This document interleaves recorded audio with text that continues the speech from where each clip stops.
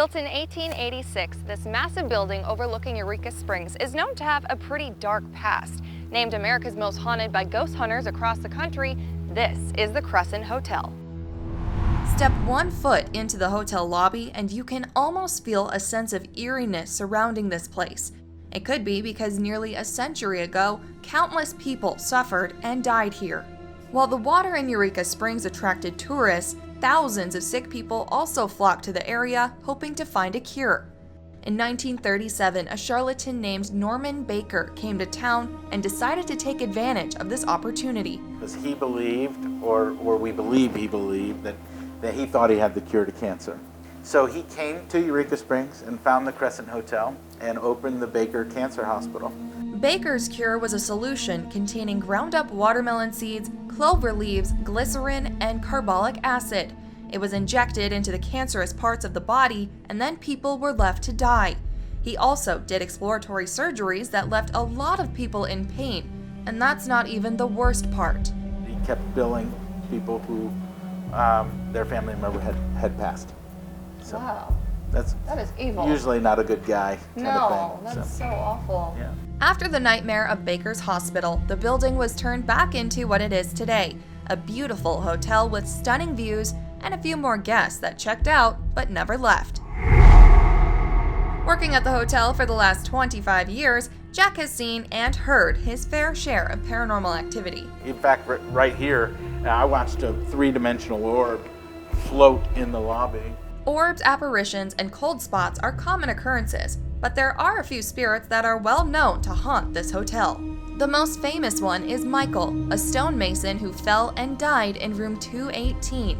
He's who ghost hunters believe is this full-body apparition they caught on camera during their investigation, and gave the hotel the title America's Most Haunted.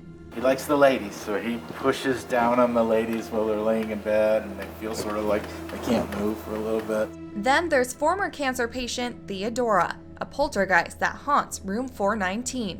Guests go to sleep, they wake up and their clothes are strewn out of the closet. Oh wow. Yeah, or if she's unhappy with you, sometimes the bags will be placed up against the door. Finally, a little boy named Brecky, who died from appendicitis.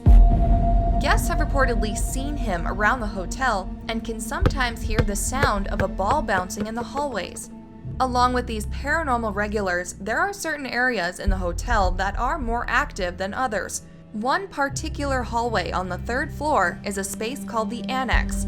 It's where dozens of guests have reportedly passed out during ghost tours, which could be connected to information Jack received in the past. When we first came here over 2 decades ago to start working on bringing the Crescent Hotel back, we actually had individuals who were psychics and paranormal investigators, and they identified this space as the portal. Just think about 10 people in a year fainting in the same location. Why did that happen? I don't have an answer there. Another hotspot of strange happenings is the old hospital morgue. It's where Baker kept his collection of human specimens and surgical tools, which were recently dug up from the property and are now on display, which is said to have sparked an increase in hauntings. Though nothing beats the encounters Jack has personally experienced. There's a door, a louver door that was closed, and it went ahead and just opened for me, as I was about 2 feet in front, open, shut. And then the second time I was down in the morgue, and I was actually getting a bed frame, but it was later in the night. As I went in, the light turned on over to the side. I was like, oh, okay, whatever. So then I went into there, that light turned off, and the light turned on in there. And then I was pitch black. There could be a scientific explanation to why the hotel has so much activity, and it has to do with the land the hotel is sitting on. Crescent Mountain, as it's called, is mostly limestone. Many paranormal investigators believe this rock has a special ability to absorb and release electromagnetic energy. In simple terms, it's believed the hotel is sitting on one giant paranormal magnet. Little did they know in 1886 when they were building what that would generate for years to come. Whether this land is really a spiritual battery or not, it's clear there's something happening behind these walls at the Crescent Hotel that can't be explained.